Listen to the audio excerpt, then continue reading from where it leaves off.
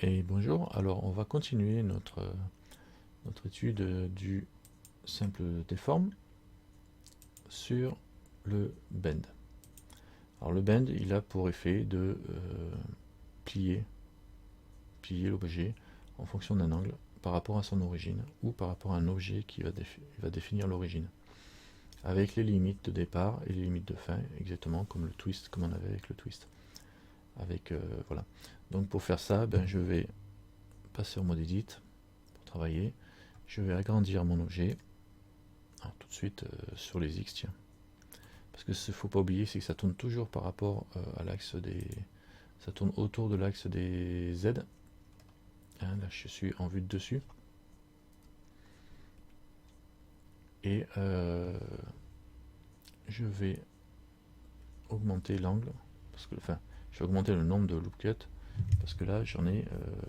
Vu que j'en ai pas, il me fait juste un biseautage en fin de compte. Alors, je vais mettre le nombre de loop cuts. CTRL R.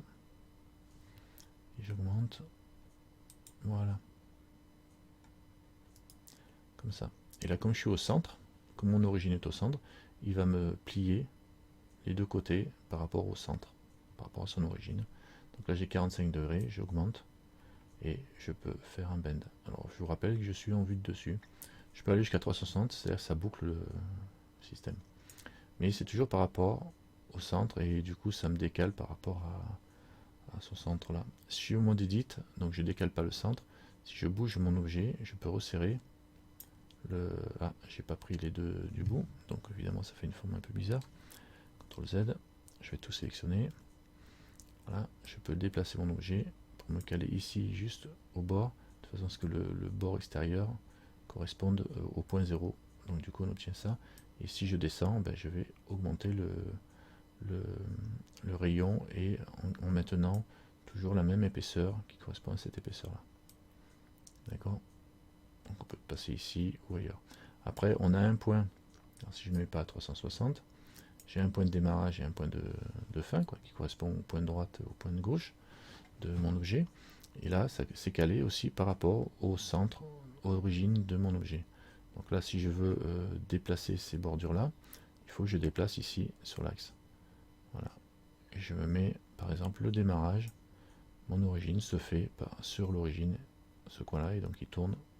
Et sur boucle là, ça correspond à ça. D'accord.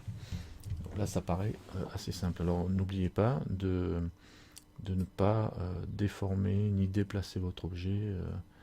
Enfin, il faut bien avoir ici, quand vous êtes en mode objet, tout à 0 là. 0 ici, 0 ici. Sinon, ça va jouer vu qu'il en tiendra compte. Donc, il faut bien penser faire un CTRL A. Si vous n'êtes pas à 0, vous faites CTRL A. Et vous faites location, rotation, scale. Et puis, comme ça, vous êtes bien. Au niveau de... Vous faites location. Et vous cochez rotation et scale. Comme ça, vous êtes validé. Et après, vous passez en edit mode pour modifier les paramètres. Donc voilà. Ça, c'est pour le bend qui ressemble au warp en un peu moins pratique, je trouve. Alors, les seules choses qui sont pratiques là-dedans, c'est que même si vous restez, que vous ne déplacez pas votre objet ici, vous pouvez définir la limite pareil, un démarrage. Voilà, donc c'est-à-dire que là il a tourné et je vais faire démarrer mon bend ici au démarrage, ici à 0.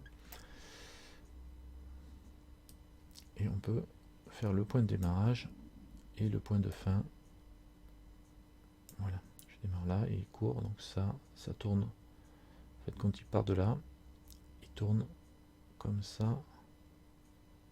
Il part de là, il fait quoi? Il fait un tour complet, il repart tout droit. Donc c'est haut, il vient là, il s'arrête là. Si j'augmente je diminue les angles, on va le voir. Voilà. Ça, on a bien le début et la fin. En diminuant l'angle. On peut diminuer aussi le point de démarrage qui a tendance à faire tourner mon objet. D'accord. Voilà, à 0 il est collé. Vous voyez, on l'a bien là. Même si j'ai un angle supérieur, ici par exemple. Hein, je suis bien à 0 qui colle au truc. Et si j'augmente la limite, toute la partie de limite qui est augmentée va se redresser. On le voit ici.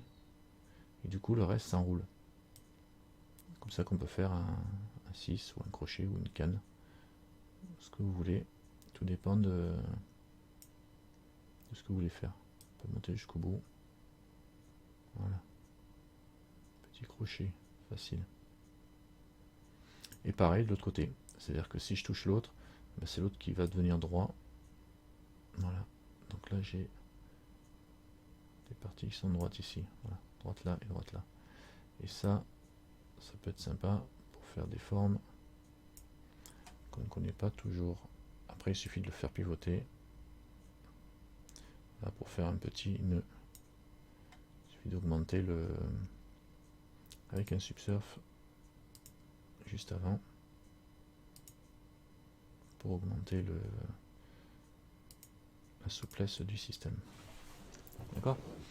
Donc voilà l'intérêt du simple déforme. Avec les limites réglables, ça devient intéressant aussi. On a aussi la même possibilité avec les vertex group et les origines. Donc vertex group, on définit un groupe dans l'objet. Donc je vais faire un A. Oups. Je suis à quoi? Oui. A, je vais faire un B. Voilà, et ça, je assigne un groupe avec un CTRL-G. Assign to new group. Et là, par exemple, je vais dire déforme-moi que ce qui fait partie du groupe.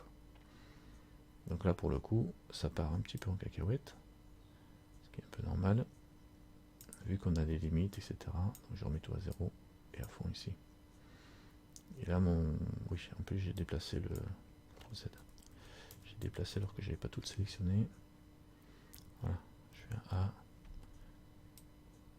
Et là, vu que c'est que à partir de là que ça déforme, ce qui fait partie du groupe est transformé et c'est tout. D'accord? Donc après vous faites des essais, vous verrez bien ce que ça donne. Qu'est-ce qu'il y avait d'autre? Oui, par rapport au groupe. Et toujours pareil, l'origine. Alors si je ne veux plus travailler par rapport au groupe, je peux jouer comme ça. Et l'origine, qui elle est ici, c'est l'origine de mon objet, je peux la définir, la baser sur un autre objet. Donc par exemple, je me mets là, en mode objet, je vais faire un Shift A, je vais mettre un empty pour le coup. Hein. Plein axe. Ici, je prends lui. Et je vais dire, vas-y, cale-toi autour de mon empty. Et si je prends mon empty, vu que c'est lui l'origine, dès que je vais le déplacer là où il va jouer exactement le même rôle que si je faisais bouger mon objet. Sauf que là, j'ai pas besoin d'être en edit mode. Vu que je bouge l'origine, c'est comme si je faisais bouger l'origine de mon objet, sauf que je ne fais pas bouger mon objet. Donc du coup, je peux avoir plusieurs empty pour avoir plusieurs positions, si je veux, et déplacer mon objet un peu comme je veux. D'accord? Toujours pareil. Voilà. Ok. Et ok. Et je reviens sur l'empty que je peux déplacer plus ou moins haut ou plus ou moins bas pour resserrer mon système. Très bien. Ou je le mets vers le bas en mettant l'empty à l'envers. Ouais, mais ça va pas le faire. Donc c'est bien comme ça. Voilà. Ça ira pour la deuxième partie. Donc le bend. Très bien. À bientôt pour la suite.